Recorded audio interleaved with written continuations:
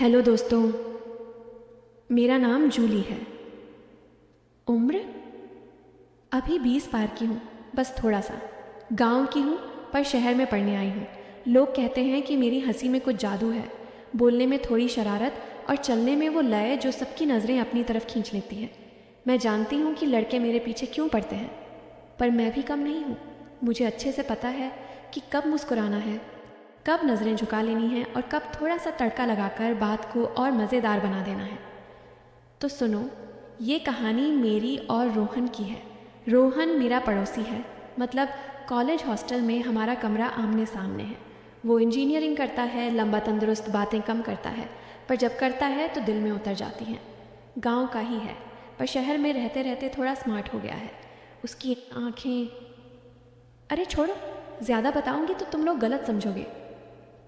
सब शुरू हुआ था उस दिन जब हॉस्टल में नया वाईफाई लगा था। सब लड़के लड़कियां अपने फ़ोन लेकर लॉबी में बैठे थे, पासवर्ड पूछ रहे थे। मैं भी नीचे आई थी, लाल कुर्ती पहने, बाल खुले छोड़े थे। रोहन वहाँ वार्डन अंकल से बात कर रहा था। मैं पास गई और बोली, भैया पासवर्ड क्या है? वो मुड़ा, मुझे देखा और थोड़ा रुक गया, फिर मुस्कुराकर बोला, जूली तुझे तो मैं खुद ही पासवर्ड बता दूंगा, पर पहले कॉफ़ी पी ले। मैं हंस दी। सब ने देखा। लड़कियां जलने लगीं, लड़के जल भुन गए। मैं बोली, कॉफ़ी इतनी रात को? नींद नहीं आएगी फिर?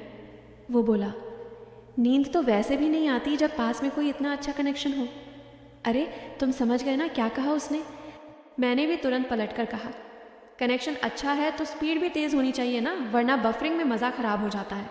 वो हंसा, मैं हंसी। बाकी सब सोचते रहे कि हम क्या बात कर रहे हैं। उस दिन से हमारी बातें शुरू हो गईं। रोज़ शाम को छत पर मिलते। हॉस्टल की छत बड़ी है, वहाँ कोई नहीं आता। हम दोनों बैठकर गांव की बातें करते। वो बताता कि उसके गांव में अभी भी बिजली कम आती है, लोग लालटेन जलाते हैं। मैं हंसकर कहती, अच्छा तो तुम लालटेन की रोशनी में पढ़ाई करते होगे, कितना रोमांटिक लगता होगा। वो कहता, रोमांटिक? अरे मच्छर काटते हैं इतने कि रोमांस का सत्यानाश हो जाता है।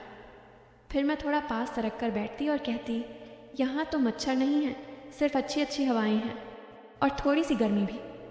वो मेरी तरफ देखता, मैं उसकी तरफ। बातें ऐसी होती कि सुनने वाला सोचे कि अब कुछ होने वाला है। मैं जानबूझकर कभी अपने दुपट्टे को ठीक करती, कभी बालों को पीछे करती, कभी उससे पूछती, रोहन मेरी ये ईयररिंग्स कैसी लग रही हैं, पास से देखो ना। वो पास आता, देखता और कहता, बहुत अच्छी लग रही हैं, पर तेरी आंखों के आगे तो फीकी पड़ जाती हैं। मैं शर्माकर नज़रें नीचे कर लेती, पर अंदर से हंसती, क्योंकि मुझे पता था कि वो भी मज़ा ले रहा है इस खेल में। धीरे धीरे हमारी बातें गहरी होने लगीं। एक शाम हम छत पर थे, दूर शहर की लाइट्स दिख रही थीं। मैं बोली, रोहन तुझे कभी लगता है कि हम यहाँ फंस गए हैं? गांव छोड़कर शहर आए पर शहर ने हमें पकड़ लिया। वो चुप रहा थोड़ी देर, फिर बोला, मुझे तो लगता है कि मैं यहाँ तभी आया ताकि तुझसे मिल सकूं। मैं चौंक गई।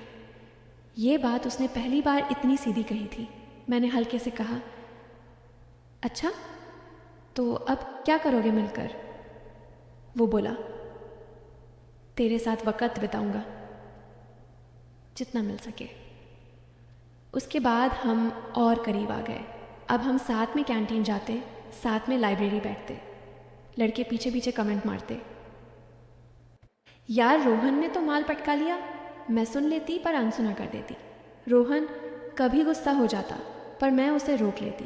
मैं जानती थी कि ये सब चलता रहता है, पर अंदर से मुझे अच्छा लगता था कि वो मेरे लिए किसी से लड़ सकता है। एक दिन हॉस्टल में त्योहार का मेला लगा था। सब लड़के लड़कियां नाच रहे थे, गाने बजा रहे थे। मैंने लहंगा पहना था, घूमता हुआ। रोहन मुझे दूर से देखता रहा। जब मैं नाचते नाचते उसके पास आई तो उसने हाथ पकड़ लिया और बोला, जूली एक डांस तो मेरे साथ कर। हम नाचे, सब तालियां बजा रहे थे। मैं उसके इतने करीब थी कि उसकी सांसें मेरे गाल पर लग रही थी। मेरा दिल तेज़ धड़क रहा था। मैंने उसके कान में फुसफुसाकर कहा, रोहन अगर इतना करीब रहोगे तो लोग क्या सोचेंगे? वो मुस्कुराया और बोला, सोचने दो, मुझे तो बस यही चाहिए। उस रात हम देर तक छत पर बैठे रहे। मैंने अपना सिर उसके कंधे पर रख दिया। वो मेरे बालों में उंगलियां फेर रहा था। मैंने आंखें बंद कर लीं। लगा कि अब जो होना है वो हो जाएगा, पर तभी उसने धीरे से कहा, जूली, मैं तुझे कभी दुख नहीं पहुंचाऊंगा, तू मेरे लिए बहुत ख़ास है। मैंने आंखें खोली और उसे देखा। उसकी आंखों में सिर्फ दर्द था, कोई नहीं। मैं समझ गई कि वो अलग है। फिर समय बीतता गया, हमारी दोस्ती और गहरी होती गई। हम एक दूसरे के सपनों की बातें करने लगे। वो बताता कि उसे अपना गांव सुधारना है, स्कूल बनवाना है, लड़कियों को पढ़ाना है। मैं बताती कि मुझे डॉक्टर बनना है, गरीबों का इलाज करना है। हम साथ में प्लान बनाते कि शादी के बाद गांव में क्या क्या करेंगे। हाँ, हमने शादी की बातें भी करने लगे थे, पर किसी को बताया नहीं। एक दिन रोहन के पापा बीमार पड़ गए। उसे गांव जाना पड़ा। जाते वक्त उसने मुझे गले लगाया और कहा, जूली, जल्दी लौटूंगा, तू अपना ख्याल रखना। मैं रो पड़ी। वो गया तो हॉस्टल सूना सूना लगने लगा। मैं रोज़ उसका इंतज़ार करती। फ़ोन पर बातें होती, पर दिल नहीं मानता था। फिर एक दिन उसने फ़ोन किया और बोला, जूली, पापा ठीक हो गए हैं, पर अब मुझे यहीं रुकना पड़ेगा। गांव में बहुत काम है, तू आ जा यहाँ। मैं समझ गई कि वो मुझे बुला रहा है हमेशा के लिए। मैंने कुछ नहीं कहा, बस टिकट कटवा ली। जब मैं गांव पहुंची तो रोहन स्टेशन पर खड़ा था।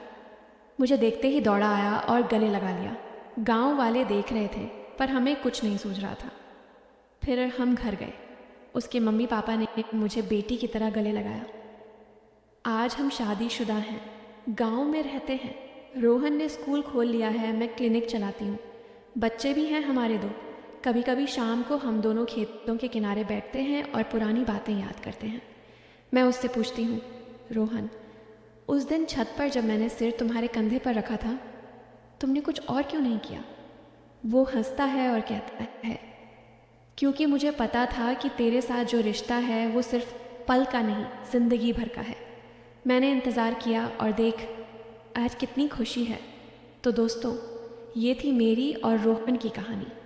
जो लोग बीच में गलत सोच रहे थे, उन्हें अब शायद समझ आ गया होगा कि सच्चा प्यार क्या होता है। और जो शुरू से अच्छा सोच रहे थे, उनके लिए तो ये कहानी हमेशा अच्छी ही थी ना। अब मैं जाती हूँ, बच्चों को देखना है। बाय।